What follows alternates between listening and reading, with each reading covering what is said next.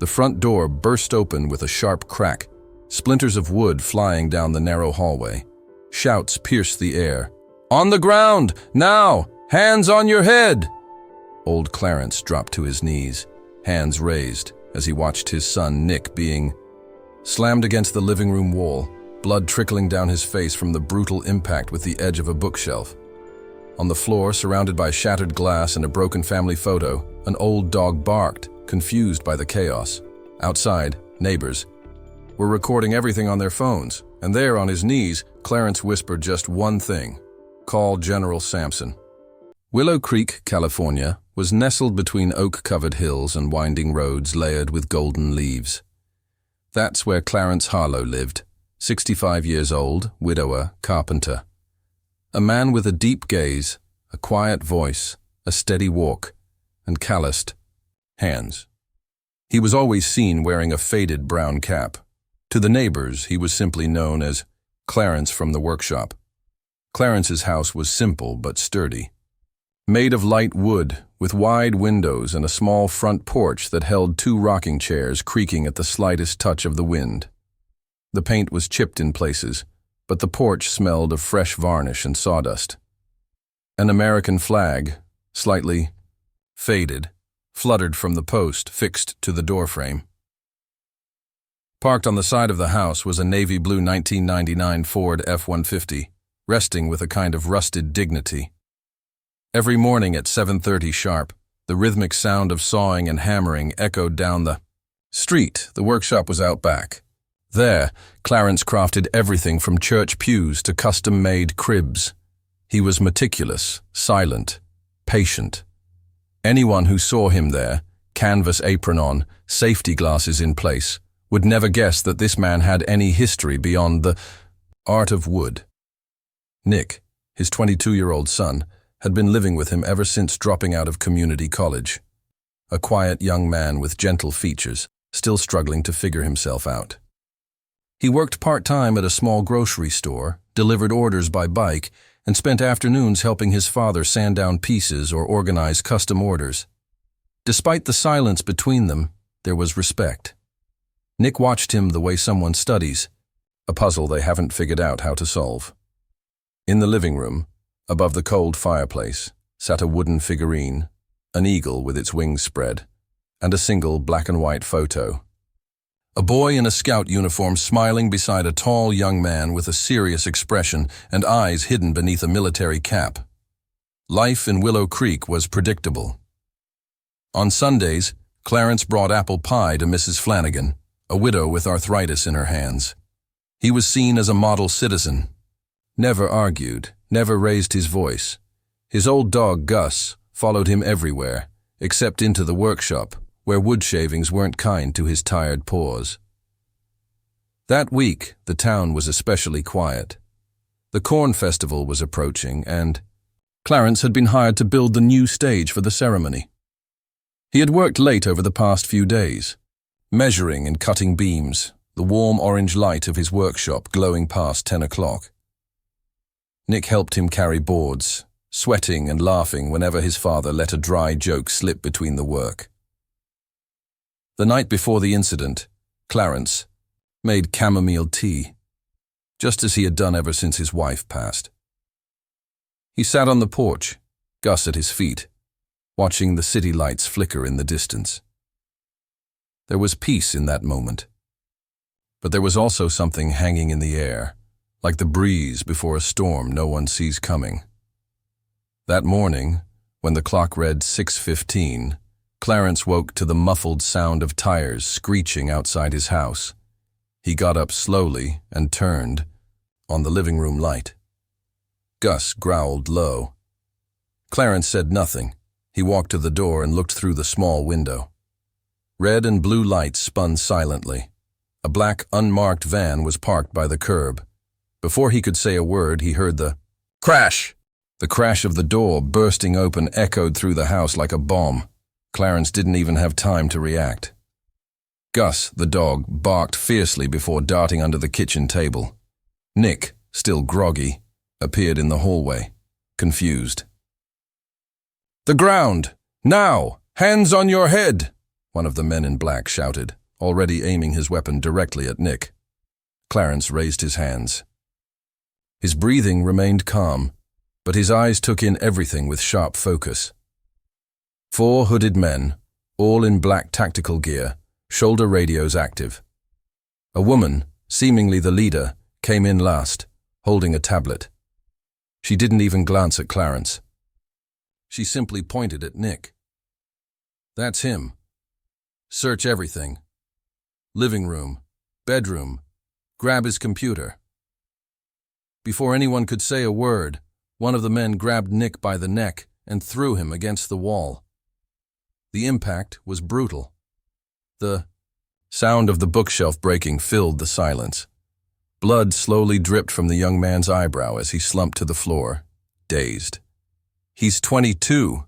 He works at a grocery store," Clarence shouted, taking a step forward, but immediately felt the cold barrel of a gun pressed against his chest. "One more step, Grandpa, and you're going down with him. This is a mistake. This isn't—" "Shut up!" the woman cut him off sharply. "This is a federal operation." Clarence looked around. He saw his home being torn apart. The front door destroyed, wood and glass scattered on the floor where Gus was slipping, trying to get to Nick. Yes, this was his house, but something was terribly wrong. The team began tearing through drawers, trashing the kitchen.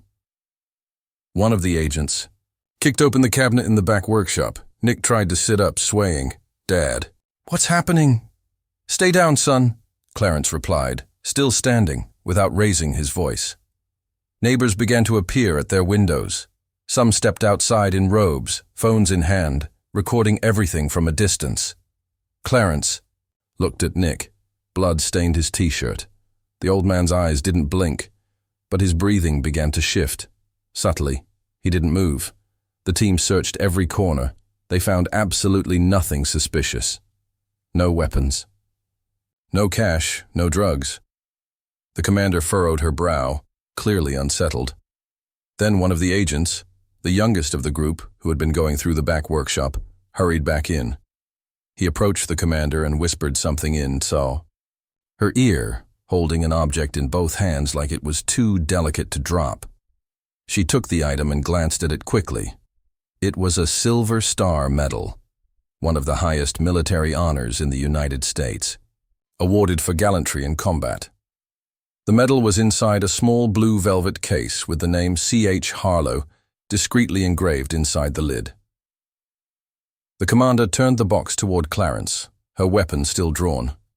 Her voice, once firm and authoritative, now carried a faint tremble. "This medal, is it yours?" Clarence slowly lifted his eyes. His son's blood still stained the carpet. Clarence kept his breath steady and answered with just one sentence. "Call General Samson and tell him to pick up, personally." The silence that followed was thick. The woman hesitated, but in the face of that medal and the unshakable tone in Clarence's voice, she stepped back and spoke into her radio. "Command, this is Lieutenant Amanda Foster. I need to establish contact with General Samson. Can you confirm the name?" The response took a moment. One moment. The team, once aggressive and focused, now stood in confused silence. The agents exchanged looks. Some had already started lowering their weapons. Lieutenant Foster's radio crackled. "Secure line!" General Samson on the call. She swallowed hard, turned her back to the agents, pressed the button on her shoulder radio, and spoke. "General, this is Lieutenant Amanda Foster, SWAT Division. We initiated an operation at a residence located on Maple Lane in Willow Creek. We entered under a federal warrant to arrest a suspect tied to the Lopez cartel. We found this insignia in a hidden cabinet and were instructed to contact you immediately."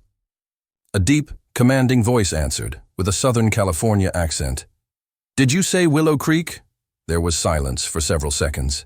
Then came the reply. "Lieutenant Foster, there's only one person in that town who has that insignia.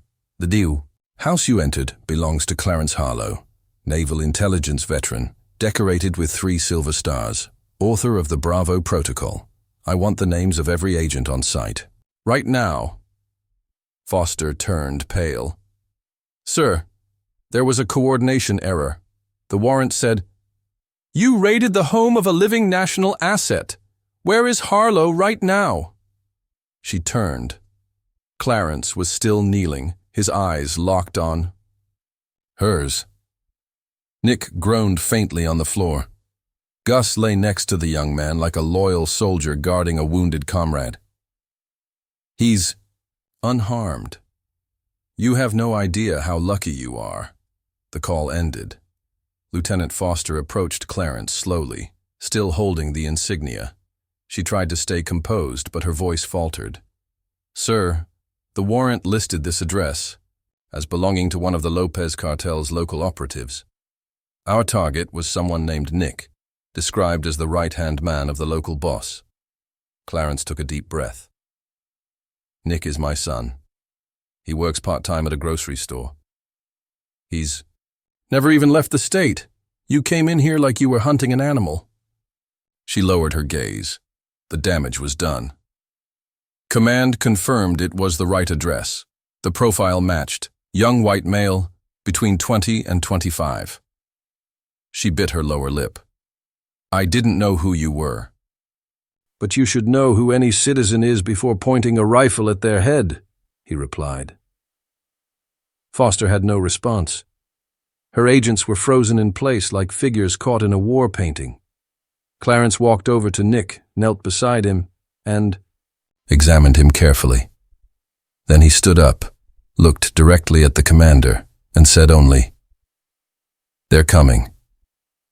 For the first time that morning, Lieutenant Foster didn't know whether to stand her ground or run. In less than 30 minutes, a UH-72 Lakota helicopter touched down on the abandoned baseball field behind Willow Creek School, just a short walk from Clarence's house. The rotor blades sent leaves and dust swirling in every direction. The town had been on edge since dawn, and news vans were already starting to arrive. General Samson was the first to step out. Black suit, dark sunglasses, a golden insignia pinned to the left side of his blazer. Behind him, a small team of agents, all former combat veterans. As they made their way toward Clarence's house, 2 county officers moved to intercept them. "Excuse me, gentlemen. This is an active SWAT operation site. We have protocol." "Colonel Ryder?" Samson interrupted, reading the man's badge. "Yes, sir. From this moment on, all authority over this property and any individuals within it falls under my command." The officer paled and stepped aside without another word. On the porch, Lieutenant Amanda Foster sat on the lower step, her radio off, her hands covering her face. Her posture spoke of exhaustion, confusion, shame. As Samson approached, she stood up. "General," she began, raising her voice. "No, just listen." Samson climbed one step and stood eye to eye with her. "You entered the wrong house, assaulted the son of a national hero, humiliated a man who saved lives you wouldn't even know how to name. The real Nick you were after has been in custody since last night," Samson continued, staring her down. "He was arrested in Stockton, 200 miles from here, in a joint task force operation your command center clearly overlooked. The physical description may have matched, barely, but a simple background check would have cleared this up. The real Nick never lived here, and that kid—" He pointed to the wounded young man on the couch. "That kid never did a damn thing wrong." She swallowed hard, her throat tightening. "Sir, You're suspended. Effective immediately. You will be escorted to base for an emergency disciplinary hearing. Stand by for further instructions." One of Samson's agents stepped forward and requested her radio. She hesitated, then handed it over. Another agent silently escorted her down the block. Clarence opened the door just as Samson stepped onto the porch. They exchanged a look. Brief, silent. A recognition between soldiers. "Took you long enough," Clarence said with a weary smile. Inside the house, Nick now lay on the couch with a damp towel on his forehead. A paramedic was tending to him. Outside, the street was filling with Cameras, neighbors, and murmurs. Samson turned to Clarence. You want the press to know? Clarence took a deep breath. No. I just want my son to heal, and I want this street to go back to the way it was. That's all. Clarence nodded toward the street, with a subtle tilt of his chin, where phones were still recording, where neighbors whispered, and where once fearful eyes now seemed full of respect. In the days that followed the incident, Maple Lane was no longer just a quiet street in a small town. The story of Clarence Harlow, the humble carpenter who was, in fact, a living legend of military intelligence, spread through newspapers and social media like wildfire. Decorated veteran's son mistaken for criminal, read the headline in the town's main newspaper. Meanwhile, the town itself began a quiet transformation. The local police department started training in empathetic engagement. A new identification protocol was implemented. One afternoon, a reporter who had been waiting outside Clarence's home finally got a chance to ask a question. We heard you requested that Commander Foster not be punished. Is that true? Clarence held the microphone for a moment. He looked toward the workshop, where Nick was sanding a piece of wood. Then he replied, because she learned, and those who learn deserve a second chance. On Friday of that same week, near sunset, the old doorbell at Clarence's house rang. He was in the workshop, sanding the edges of a small children's stool. Gus barked once, then went quiet. Clarence wiped his hands on the rag hanging from his apron and walked to the door. It was her, Lieutenant Amanda Foster, out of uniform, hair pulled back, a simple dress. In her car, a small wooden crib, slightly damaged. I was wondering if... You might be able to fix this. My sister's expecting a baby soon. Clarence looked at the crib for a moment, then at her. He gave a small nod. Come in. Just before stepping inside, Amanda paused. I should have looked more carefully and... I'm sorry about Nick. As if he'd heard his name, Nick appeared in the side doorway of the workshop. He wiped his hands and walked toward the front entrance. She looked at him, visibly moved. I'm sorry, Nick. Really. It's okay. It'll be a good crib. Amanda let out a soft laugh. The tension eased. Clarence carried the crib over to the workbench. He ran his fingers across the worn joints and pointed to a specific kind of screw. These are mass-produced. They loosen over time. I'll replace them with dowel joints. They last longer, and they don't squeak. She watched him like someone witnessing a ritual. Every movement he made was precise.